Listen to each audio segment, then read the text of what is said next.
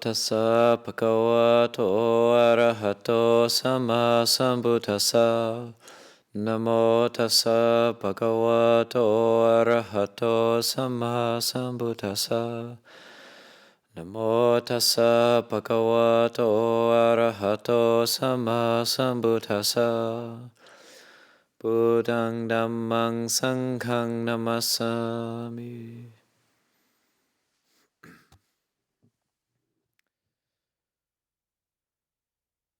So ask permission from the community, monastic community, lay community, to say a few words.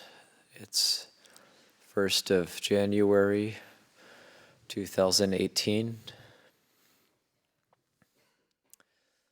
And my experience of returning to Abhayagiri, I've been back here 2 weeks, and it's so much like my experience of entering into other situations. And whenever I start a new situation or a new practice, there's always this kind of entering into. So either getting sick or coming up against some sort of difficulty. I think that's an experience that a lot of people have, and I've come to think of it as something which is normal according to Dhamma. And I think of it as either entering the gate or entering into the mandala. So I can think of other situations where this happened, where I went to Thailand a year and a half ago, and I was ready to plunge into a new situation for a little while, and I got very sick right away and was in the hospital for a week. And a similar thing happened, not getting sick, but strange unforeseen circumstances in going into retreat for my most recent Vasa. There was some interesting circumstances around that. Going to Bodh Gaya to sit for a period of time, do a 45-day session, going every day to the Bodhi tree to sit there, and then the first few days were very, very difficult. And coming back here, getting sick, still feeling like I'm traveling, not sure which country I'm in. And now I'm feeling I'm actually arriving here. And anything we do is kind of like this, where we have to enter through a gate or enter through a wall first, and we have to prove our dedication to what we're about to do before we get into that space or before we start doing it. It's similar with taking on precepts. At first it's difficult, and it goes against the grain in so many ways in our lives. But then once we learn how to keep the precepts and they become second nature for us, then we live within those precepts, and our life is conducted from the space of those precepts. And it's similar entering into the monastic life. First you have to get through the wall or the gate of being an anagarika, and if your commitment is strong, then you can go on to become a novice. And if the faith and the commitment is still there, then one can request to become a bhikkhu in this community.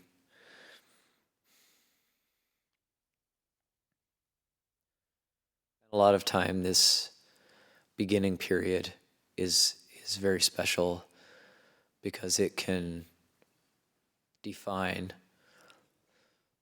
what our experience afterwards is going to be, if we're open to the lessons that it provides to us. When I was going into retreat, I had this opportunity to go into retreat for the 2017 Vasa period. And I had a few different options for the Vasa. I could have stayed at Wat Pananachat, but Tanajan Sangwan, who is a 25 Vasa Thai bhikkhu who's been living on and off at Wat Pananachat, and he's been teaching us various traditional skills such as hand sewing and crochet and bowl stand making. He has spent retreat on and off also in this little kuti in a pine forest in the mountains in Nan province, out in the back of Beyond in the north of Thailand. So he was going to be spending the Vasa at Wat Nong Papong and connecting in a deeper way with the community there. So he said, well, this kuti is going to be empty. Would you like to have a period of retreat, be on your own completely for the 3-month Vasa period? So I considered it, and then I thought, okay, I'll do it.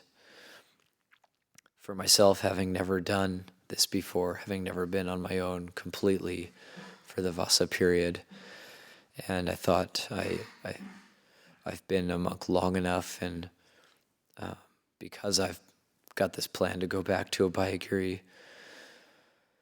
and might not get the opportunity for complete solitude again for quite some time, thought I would take that opportunity.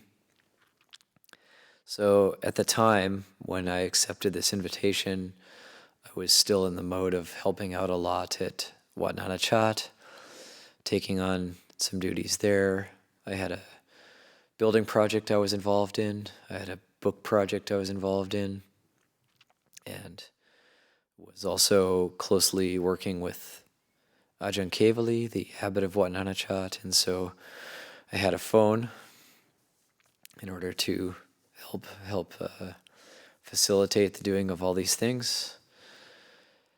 And then just before entering the Vasa and before making my way to Nan province, I went to Wat Nong Papong to take leave of Luang Por Liam. And when I went there, he was working, as he usually is, and so he wasn't in his robes, but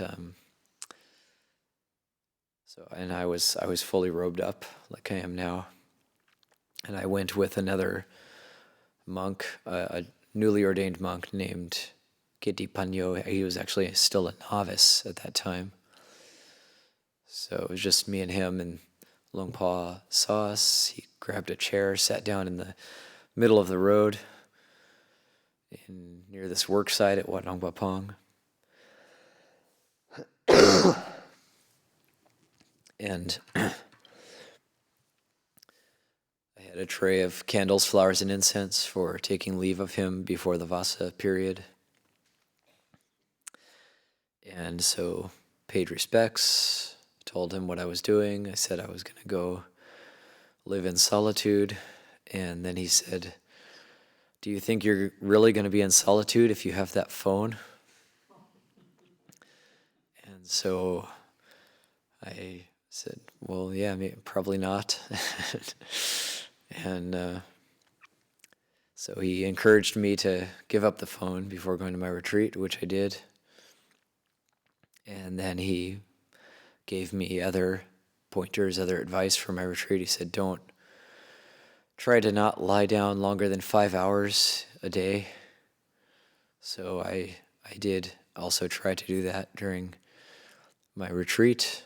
I didn't always succeed, but I made an effort at that. And he gave me other encouragement for just being in retreat. So I was very happy about that, and got rid of the phone. Then went to Bangkok. I had a few days in Bangkok because at that time then I had just finished the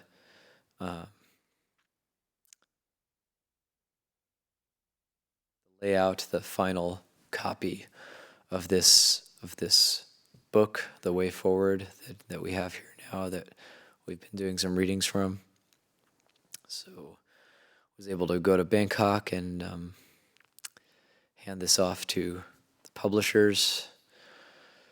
Then was in Bangkok for a few days, and from there made my way to non-province. There's an airport there, a small airport. Most people know where Chiang Mai is, so non-province is just east of Chiang Mai, and it shares a border with Laos.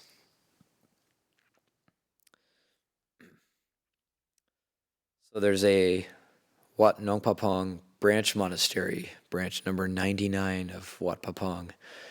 It's called Wat Kawang, and the abbot there is Ajahn Naniko. So I went there my plan was, we had contacted them about 5 days before. My plan was to land in non-airport and then to stay one night with Ajahn Naniko, and then at some point after that, I was going to make my way to south of there to Khun Satan National Park, where this kuti is located. It's on the very edge of a national park in the mountains up at 4,000 feet elevation in a pine forest. So to illustrate this kind of entering into, this is a completely unknown situation. I've never been to non-province before. And so when I got on the airplane to go to non-province, this is an airport I've never been to before, and also I didn't have the phone, so I'm just leaving it up to whatever's going to happen. So it's about a 2-hour flight from Bangkok, land in non-airport in the evening, about 6 in the evening. And I have a pretty heavy suitcase. I had some books brought with me. Actually, I had uprooted myself from Wat Nanachat, so I had just everything in my life with me. Then I pick up my bags, go out to the front of the airport, wait. I was waiting for quite a while. And then it got dark. And then they locked all the doors of the airport. And then they shut off all the lights. And then everybody who had been on that flight had left, had gotten their ride, gotten picked up. And then that was it. I was still there. Nobody came to pick me up. I had no phone. I had no idea where to go. Didn't know the city at all. And it was just me and one other guy was there who apparently hadn't been picked up either. And he was had some sort of mental disorder or something. So I didn't really interact with him. And so I thought, well, this is kind of like being on Tudong. And I don't know what's going to happen. Maybe I'll have to sleep here at the airport.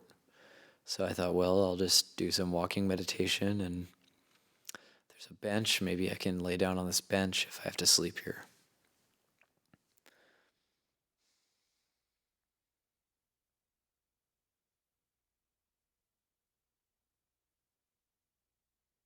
So about an hour and a half went by. And a car pulled up,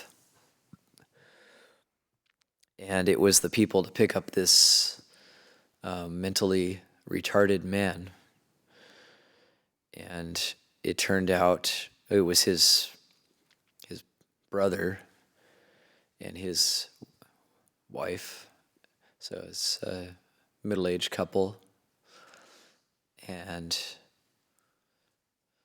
they saw me and they said, "Oh, where are you going?"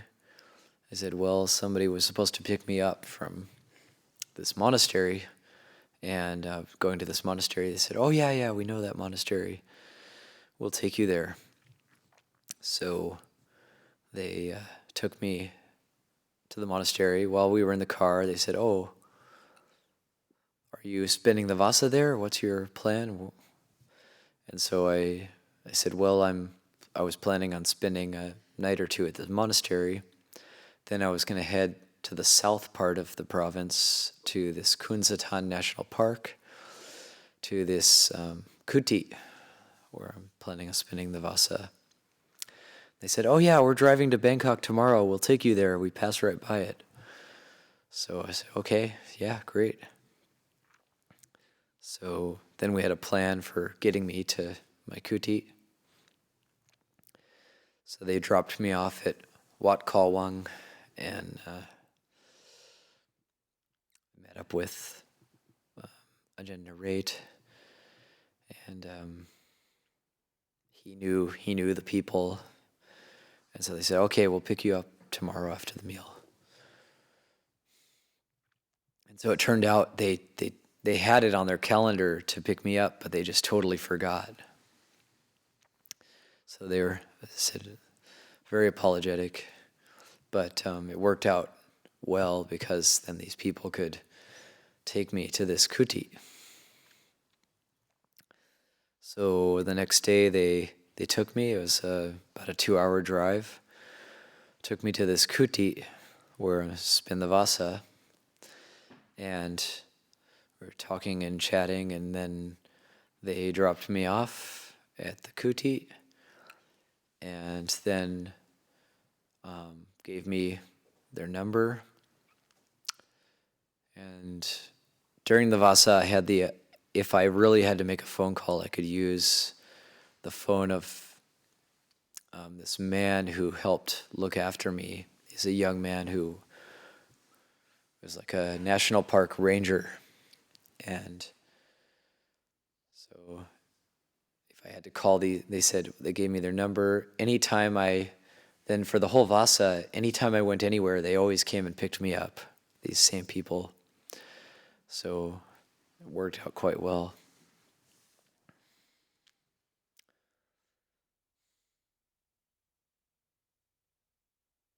I got to this kuti and it was raining. It was good weather, kind of similar to this right now in this room.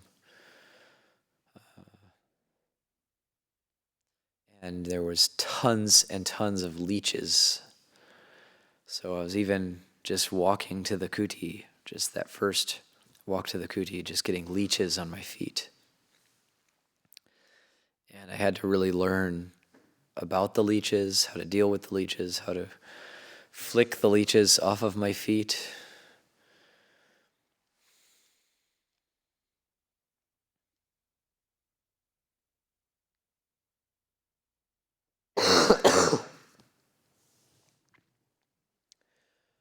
That was also an entering into this space of retreat, having to deal with these leeches.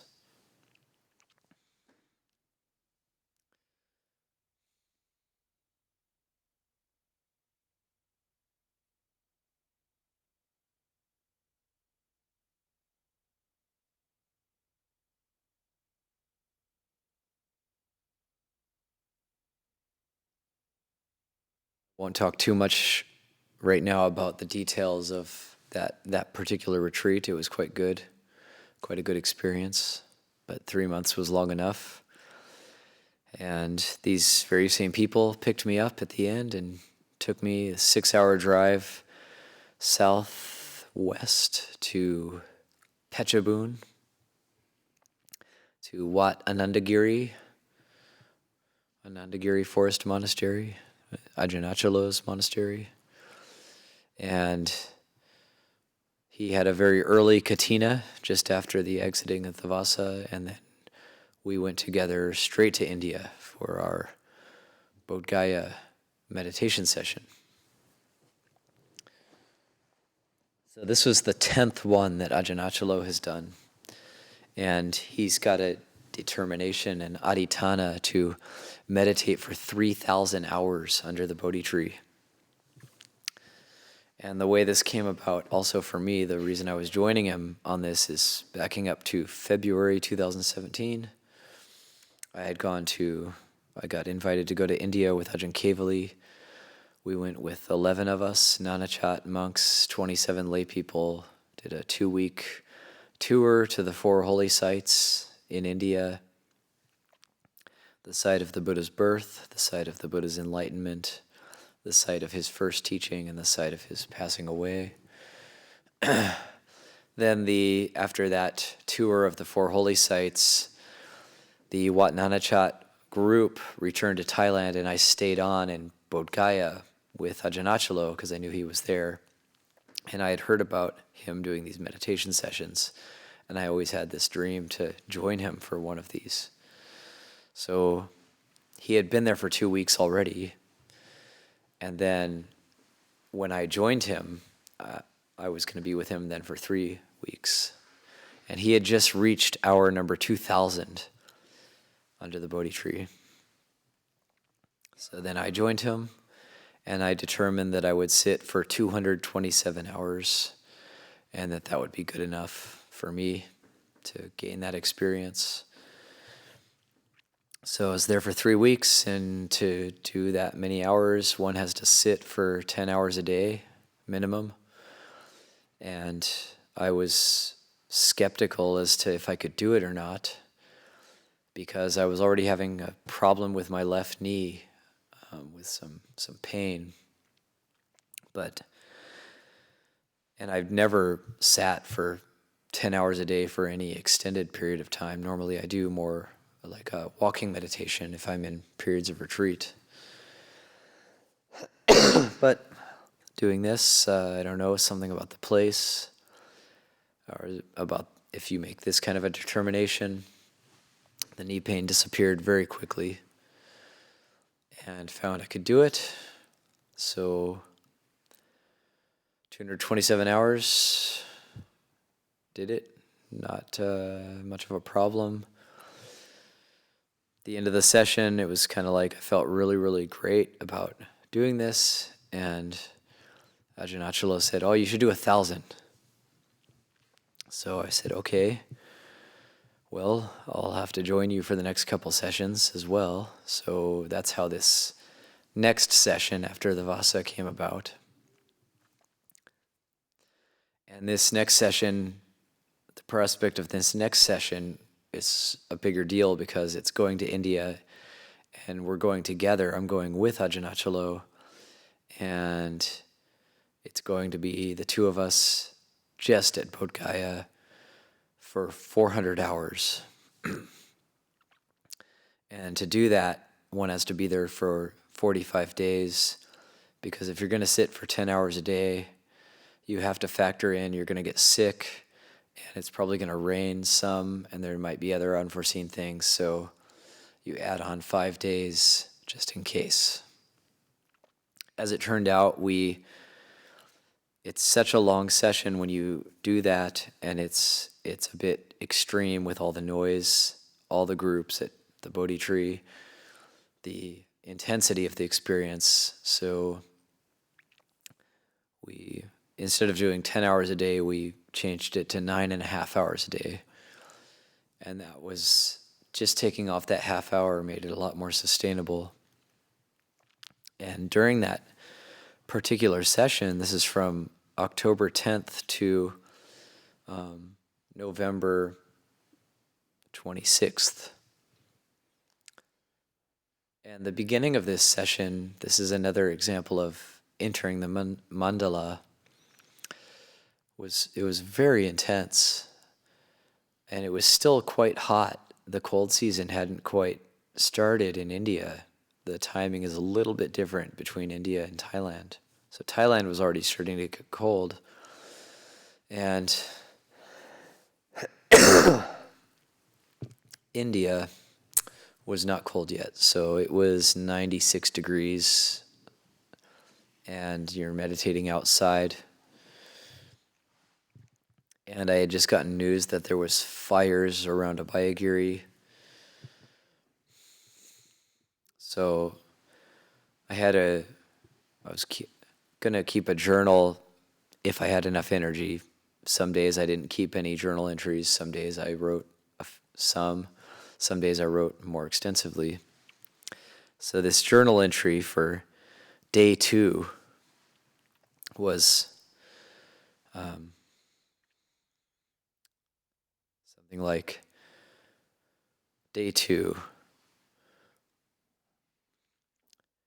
had headache all day, sweated all day.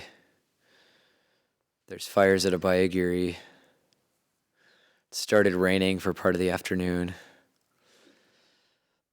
We sat in the rain. My freshly dyed jackfruit dye robe bled out all over the tiles at the Bodhi tree. Meditation not peaceful. Dukkha, something like that. And it was like that. It was like that for about the first week. It was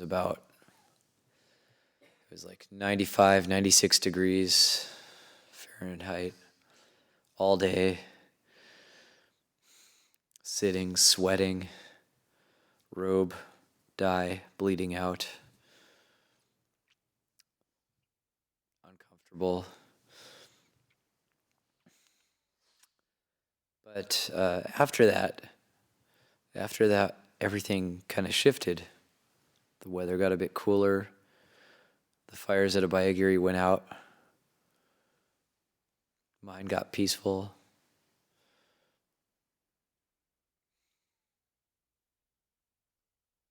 There's this sense that you're in.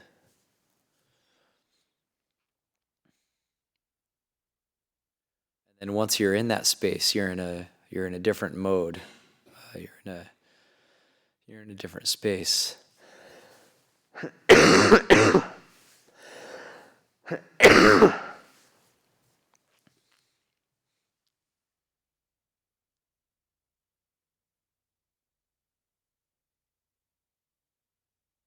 And it's kind of hard to talk about because when you meditate,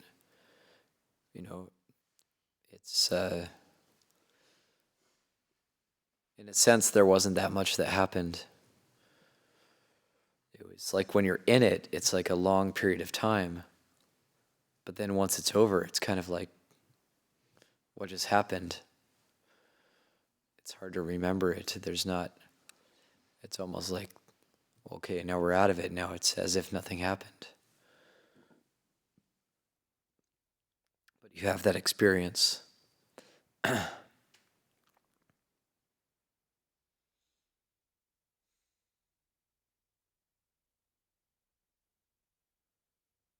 Ajahn got pneumonia during that session, and he was very, very sick. Luckily, we had some antibiotics with us.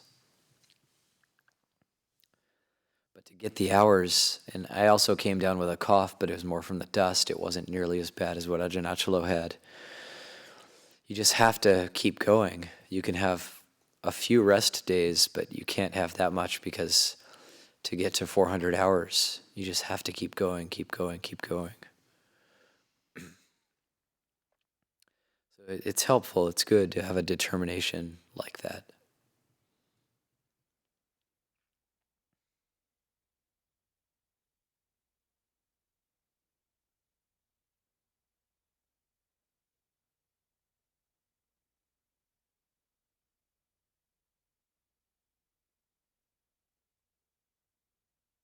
So entering into, thinking about contemplating, entering into the mandala.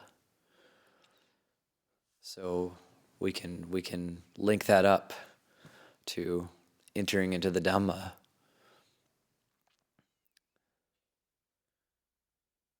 entering into the, not necessarily in terms of realizing Dhamma, because that's a very high and lofty goal and can seem inaccessible to us, but entering into the Dhamma life, the Dhamma lifestyle, entering into the precepts, entering into the teachings, learning how to use the Dhamma. Once the precepts are second nature, then we don't need to think about it anymore, but we are in already, so we operate within that space. Once we start to understand some of the Dhamma and we start to internalize it, we start to use it in order to deal with the various situations in life that come to us, then we're in that space. We operate automatically with mindfulness, with Dhamma.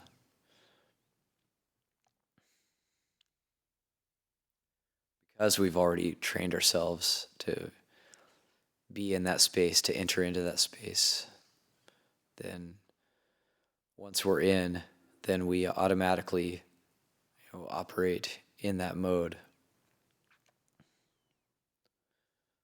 Once we're in the mandala, we can't really go outside of it. We don't want to go outside of it.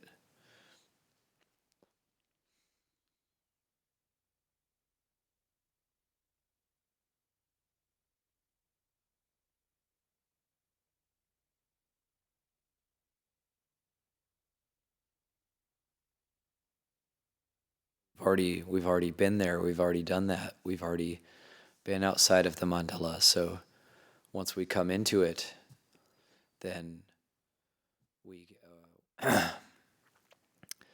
we're in, and we are in a space where we can train ourselves. We can train ourselves in mindfulness, wisdom, all the practices that the Lord Buddha taught about, metta,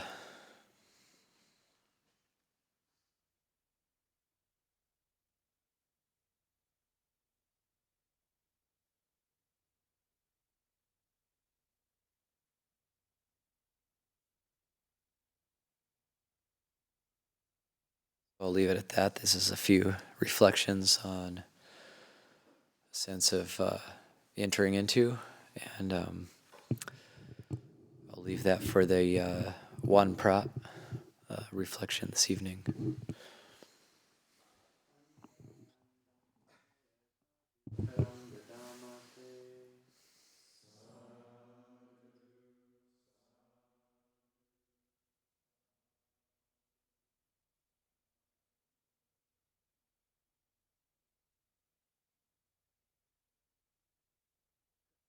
So